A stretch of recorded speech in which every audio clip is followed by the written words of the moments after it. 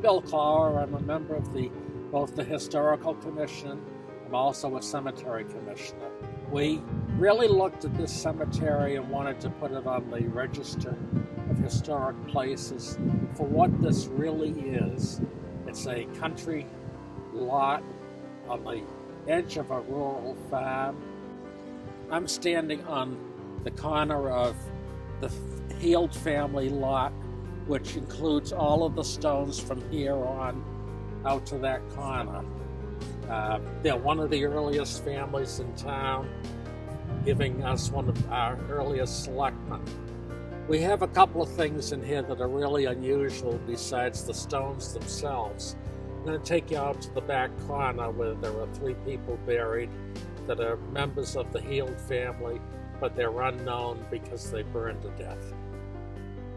It was typical in the period of this cemetery to have both headstones and footstones to delineate where the head went and the opposite end where the feet are. There are 3 footstones beside me for 3 people that we believe were killed in a fire in 1784 in the Heald household. Their remains were planted here because they didn't have the forensics back then to figure out which one was which, so they just buried all 3 of them side by side.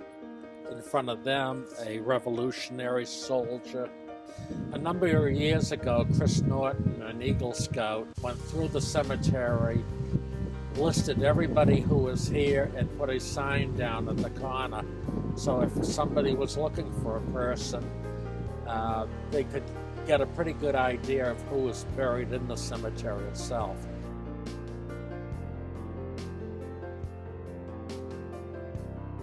We stopped burying people here in 1952, and the cemetery is closed to the public as far as future burials are concerned, for the simple reason that we just don't know where the people were located. Because it's a large family lot, it doesn't have there are no plans that go with it, and in the future perhaps more work will be done. There are people who are buried here that have no headstones, such as a gentleman by the name of Wood, who's buried with his folks and his sister and brother, and he was murdered in 1872 for his money. So, I mean, there's a lot of unusual people up in this thing when you start looking at them. But it's a fun cemetery to dig into and see what you can find out about the people. There's much to see.